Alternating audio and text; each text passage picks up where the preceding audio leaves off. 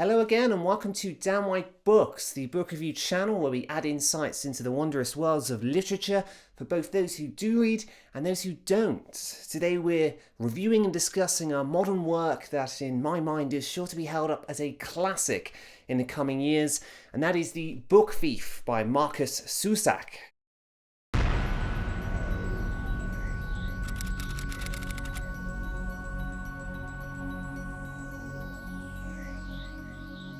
The Book Thief was first published in 2005 by author Markus Zusak and tells the tale of a young girl growing up in Nazi Germany. When you hear the word Nazi Germany, I'm sure you'll be able to tell straight off that this is a rather upsetting book. However, it manages to convey this emotion in a way that doesn't involve mass gore or violence. Author Markus Zusak has the main horror portrayed through belief and the power of words, particularly the consequence of what can happen when words are used as weapons to evoke the worst in people.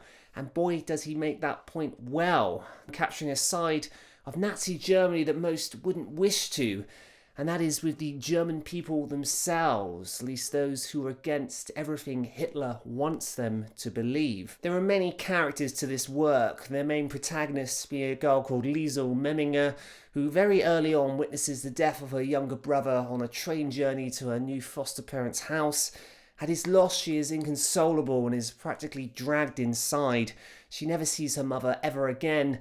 At her brother's funeral, she steals a book left on the ground by a gravedigger and thus becomes known to the narrator as the Book Thief. The narrator is certainly worth mentioning here. From the opening of this book, you are introduced to Death, who describes briefly the 3 times he sees the Book Thief, each of these under tragic circumstances. He tells you this tale from start to finish, and this ingenious method of narration offers a completely fresh perspective on the story you are reading and on the beauty and ugliness to that which the human race is capable of. As World War II ensues, Death sees it all, the despair, the hope, and the absolute terror in the eyes of man. As much as we all fear death, this narrator is someone you come to sympathise with. As deaths mount all across the world, the narrator offers a very unique insight into several of the characters' fates, some of these told well in advance, and this creates a very strange type of suspense. You know the fate of the people you're reading about, and you must continue to follow this book through to the end. In some way, you almost wish it wasn't true, but the themes of this work solidify the inevitability that all must die. The tragedy in this book is that some must die far younger than others, and in circumstances that are completely unjust and unfair. In a time where the world is pitted against itself, there is little compassion for suffering. And on that note, I'd like to mention further some of the characters in this book. The main character, as previously mentioned, is a young girl called Liesel. She lives with her foster parents known as Hans Huberman and his wife Rosa on Himmel Street, where many other characters are introduced, the most notable being Liesel's best friend Rudy. A part of the plot in this tale sees Liesel's foster parents harbouring a Jewish man called Max Vonderberg.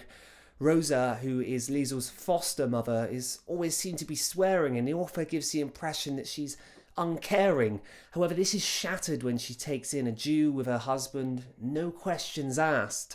The Hubermans have a rough time in the neighbourhood because they don't subscribe to the teachings of Adolf Hitler. They appear in the most minor way to appease those around them for the sake of their own safety.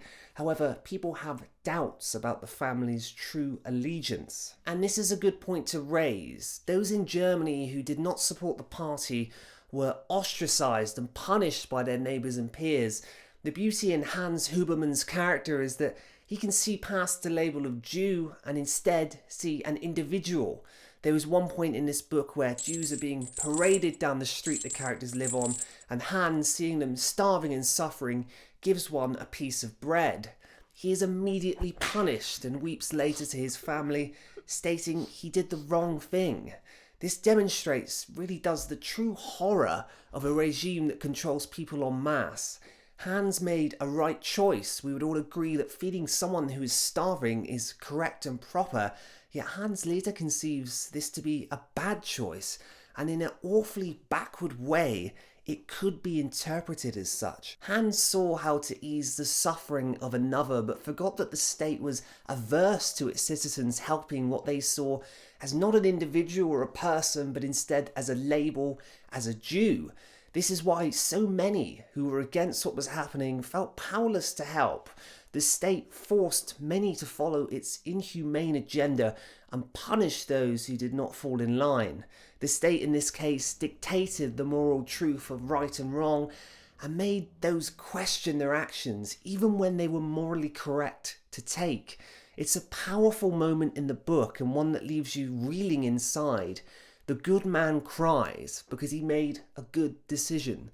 He is later punished and sent away to war. This book was beautiful, least in its conviction of a society so backwards and hateful, and on the moments of light in an ever-clouding dark. It reveals the power in the very things I'm speaking to you with right now, words. And it shows how difficult it can be to stand up to people en masse, and on how in an awful way it may be better to hold your tongue instead of help another. It shows you truly how bad things can get when people are rewarded for the mistreatment of others and good men are punished for their want to make a difference. It is a reminder of the evil in human nature and on the distorted and unfair reality of both life and death. This book is incredibly sad, and I did struggle to read the last 50 pages. In fact, it's by far one of the saddest books I've ever read.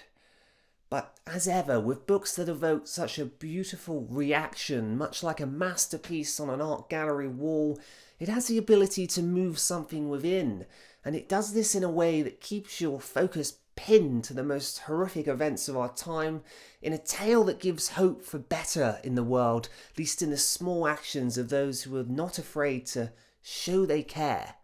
With all things considered, I would rate this book a 96 out of 100. And would without doubt recommend you read it. I often wonder how people would truly behave if everything they loved was on the line. It may sound foolish, but it only really takes one person to make a difference. When one sees the action of another, it can spread like wildfire. If a person values the life of others more than that of their own, if they're willing to give and sacrifice in such a way, they can act as a cannon needed to demolish a cycle of evil and hatred. And in spite of the mass atrocities that took place during World War II, there were no doubt individuals who stood in the way and held true to what was right, no matter what the cost. And it's to those people I truly honour. My friends, thank you very much for watching. I will see you here again soon for another book review. Bye bye.